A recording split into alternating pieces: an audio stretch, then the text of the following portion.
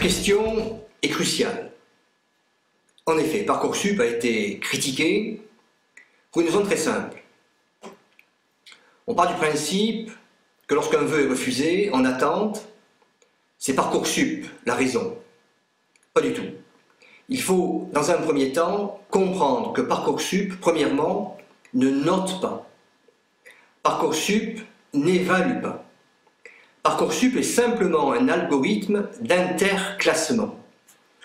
Pour comprendre Parcoursup, et nous avons utilisé le terme « les secrets de Parcoursup », c'est un terme qui est, je dirais, un peu exagéré, mais pourquoi avons-nous utilisé ce terme? Tout simplement parce qu'on ne trouve pas, ou très rarement, le fonctionnement de Parcoursup de l'intérieur. En fait, Parcoursup repose sur deux colonnes.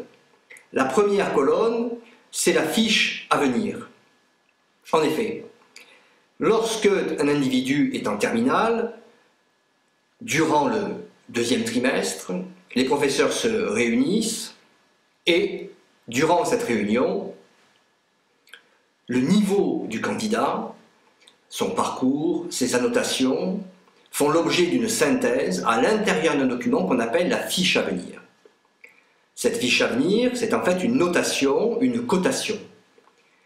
Il faut évidemment bien comprendre que les professeurs ont un accès privé, c'est-à-dire un accès réservé au niveau de Parcoursup. Ils introduisent ces résultats à l'intérieur donc du profil du candidat.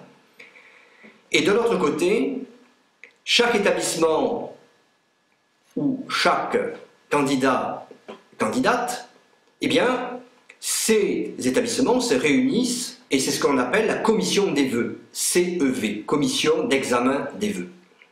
En d'autres termes, prenons un exemple, si vous avez un bac ES, vos professeurs à l'intérieur du lycée vont se réunir, vous attribuez une note durant donc le deuxième trimestre. Cette note générale est transmise à l'établissement où vous candidatez, exemple une faculté de droit. Le responsable de la faculté de droit organise une commission d'examen des vœux et durant cette commission, ils vont s'appuyer sur la fiche à venir en prenant connaissance, bien évidemment, des documents que vous aurez remplis à l'intérieur de Parcoursup. Je veux dire par là, bien évidemment, le fameux projet motivé, que certains appellent lettre de motivation, c'est pas tout à fait la même chose, et les 4 rubriques. Je veux parler d'animation, encadrement, bénévolat, engagement citoyen, activité culturelle, activité sportive. Donc il y a 4 documents, limités à 1500 caractères, et le fameux projet motivé. Donc, nous sommes dans le schéma suivant, à savoir l'établissement où vous candidatez fait la synthèse de la fiche à venir, à partir de la note, consulte les documents que vous avez rédigés, votre projet professionnel, et à partir de là, eh bien, à partir d'une grille, vous donne une note. C'est cette note qui sera introduite à l'intérieur de Parcoursup, et Parcoursup, c'est-à-dire l'algorithme, ne fera en fait que classer ces résultats. Un classement qui sera opéré à partir de quotas, puisque pour bien comprendre Parcoursup de l'intérieur, il faut bien évidemment se référer aux quotas. Je veux dire par là qu'il y a 3 catégories de personnes inscrites sur Parcoursup, soit les néo-bacheliers, c'est-à-dire ceux qui sont en train de passer le bac, les réorientations, c'est-à-dire les candidats qui ont décidé de changer de voie, et les reconversions. Une personne qui est en reconversion sur Parcoursup est une personne qui a obtenu le bac depuis plus de 4 ans. Donc vous l'avez compris, Parcoursup ne note pas. Parcoursup ne vous attribue pas en quelque sorte une note sur 20, sur 40, sur 100, pas du tout. Il s'agit simplement d'un système qui permet tout simplement de remplacer des candidatures acceptées en attente, en oui-si par d'autres. C'est un système automatisé. Voilà, je dirais, le principal fonctionnement, c'est-à-dire sur quoi repose véritablement Parcoursup au niveau donc de ce fameux algorithme.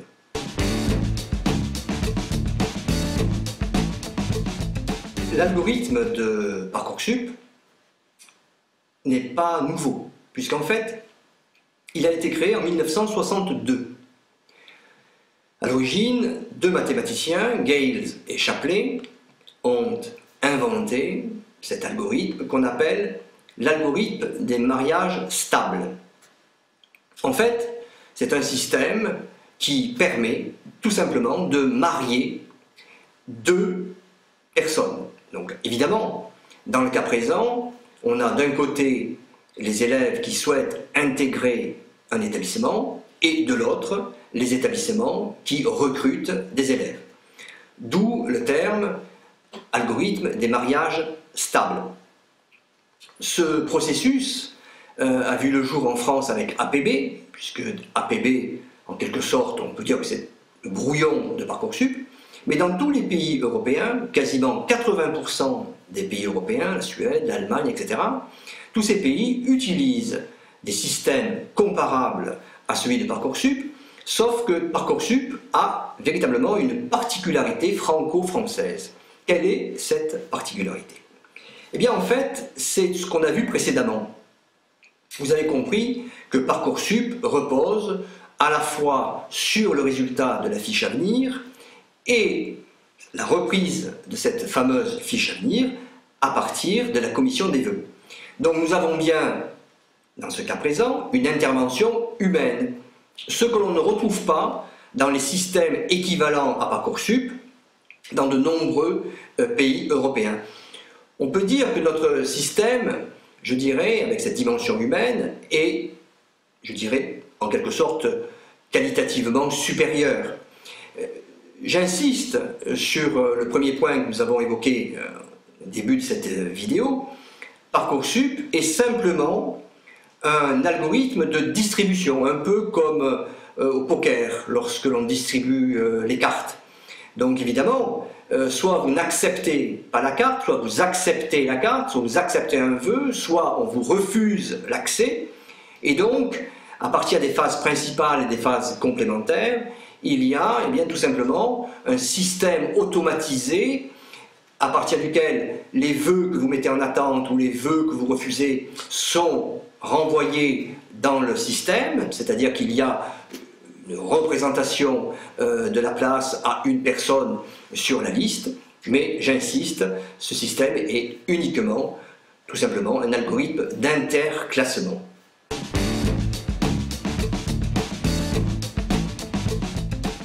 Alors qu'est-ce que les quotas?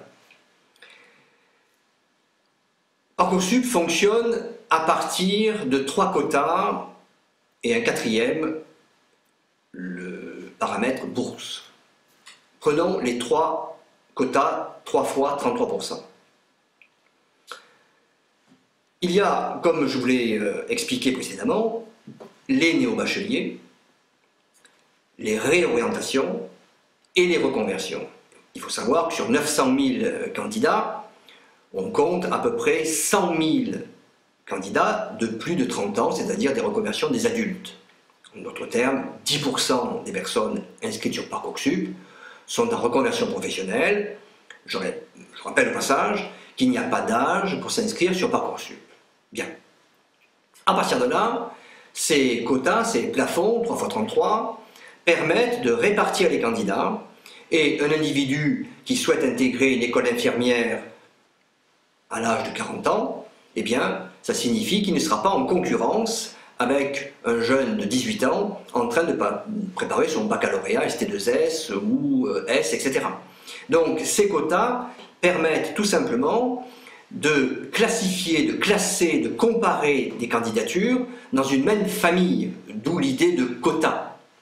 Ceci dit, lorsque un quota n'est pas atteint, eh bien, il y a un système de vases communicants, ce qui est relativement complexe avec le cas des infirmiers, puisqu'avec le cas des infirmiers, il y a un concours réservé aux adultes, ce qui fait que le quota reconversion eh bien, est alimenté à la fois par les candidatures de Parcoursup et par le concours. Bien. Donc, ces 3 quotas permettent une certaine égalité des chances, et puis nous avons le 4e quota que j'évoquais précédemment, à savoir le statut de boursier. Car en effet, toujours dans cet esprit de favoriser les personnes les plus démunies, eh bien, il y a un quota qui varie de 4 à 7, quelquefois 9% selon les établissements. Et cela signifie tout simplement eh bien, que lorsque un établissement a opéré par le biais de Parcoursup, attention, je dis bien de Parcoursup, et lorsque dans le premier classement, il n'y a pas un quota de X% de bacheliers, de boursiers, pardon, eh bien ça signifie que Parcoursup va prioriser, c'est-à-dire aller chercher le premier candidat, le second, le troisième, titulaire de telle ou telle bourse. Donc il est évident que le statut de boursier est, dans une certaine mesure, un avantage par rapport à l'algorithme de Parcoursup. Peu importe que vous soyez boursier ou pas, ce qu'il faut comprendre aujourd'hui, c'est le fait que, à partir du moment où vous êtes néo-bachelier, vous passez le bac, dans ce cas, c'est votre fiche à venir qui sera déterminante au niveau donc, du recrutement. Les candidats qui sont en réorientation n'ont plus de fiche à venir, d'où la nécessité de produire donc, le fameux document, la fiche d'orientation, que vous pouvez faire valider dans un CIO. C'est difficile, mais c'est possible. Et évidemment, pour les reconversions, les personnes adultes, ils n'ont pas de fiche à venir, cela va de soi. Donc, le système est cloisonné, avec, je dis bien, une certaine égalité des chances, puisqu'on compare les néo-bacheliers entre néo-bacheliers, les réorientations uniquement entre réorientations, etc. Vous l'avez compris. Voilà comment fonctionne eh bien, ce système à partir des quotas.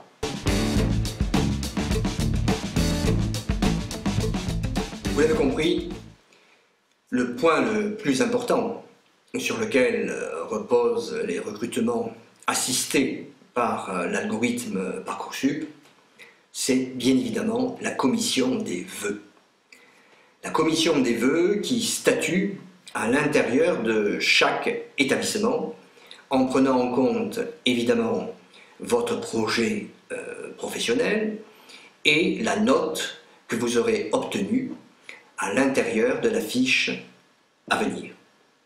Cette commission des vœux, et nous avons pu eh bien, nous rapprocher de plusieurs personnes qui ont statué et en font partie, et évidemment, nous avons repris les grilles de notation pour les utiliser à l'intérieur de notre e-campus, puisque à l'intérieur du site donc Parcours Post-Bac, eh bien, vous avez la possibilité de remplir un dossier Parcoursup sur une plateforme qui est la copie de Parcoursup, c'est-à-dire qui est interne, donc à l'intérieur de notre e-campus, avec l'analyse donc de tous vos vœux, vous disposez de graphiques, et surtout, vous avez une analyse avec une correspondance avec les attendus.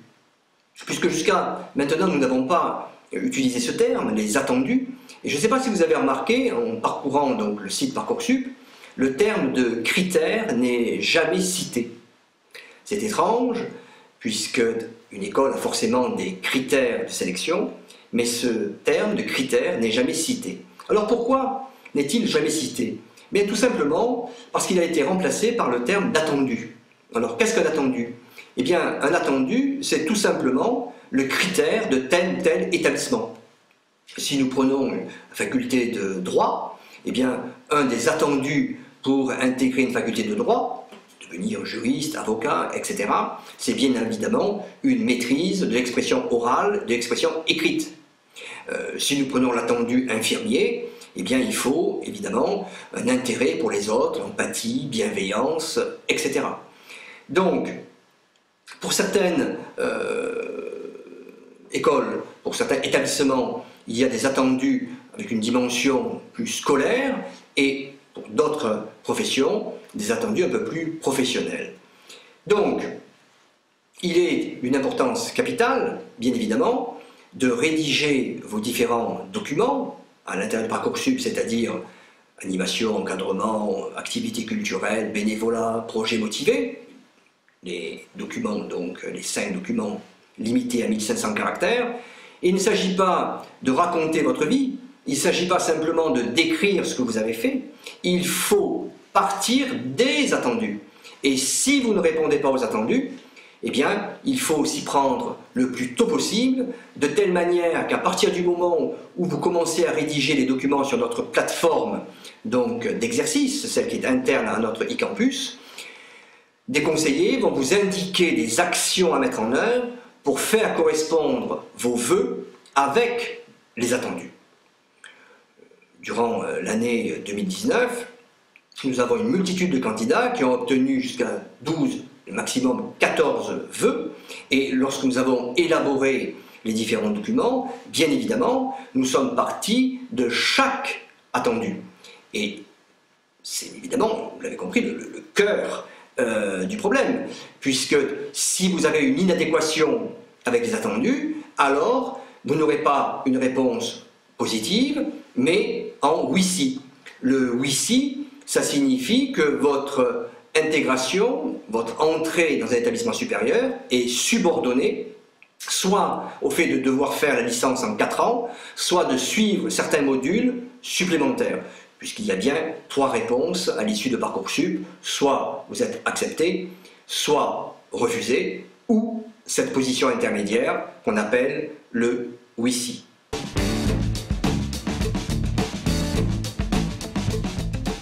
Je voudrais aborder le dernier point, les commissions de la CAS, C-A-E-S, Commission d'accès aux études supérieures.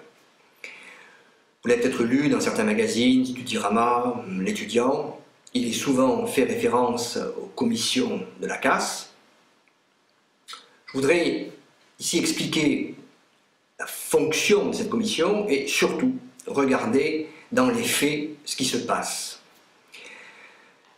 Dans l'éventualité où malheureusement vous n'auriez aucun vœu d'accepter, donc si vous vous retrouvez le bec dans l'eau, c'est-à-dire avec tous les vœux refusés, vous avez la possibilité, évidemment, durant la phase complémentaire, de refaire des vœux, mais si à l'issue de cette phase complémentaire, vous n'avez pas de solution, donc ça signifie évidemment que vous ne pouvez pas intégrer des établissements supérieurs.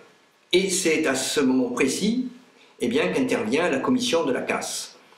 Vous pouvez donc faire appel, vous avez un onglet sur lequel vous pouvez cliquer, vous êtes alors appelé, vous êtes joint par mail par une commission qui va donc statuer sur votre profil et vous faire des propositions. Attention, la commission ne va pas statuer sur vos vœux.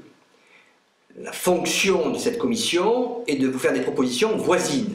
Alors dans les faits, qu'est-ce qu'il se passe?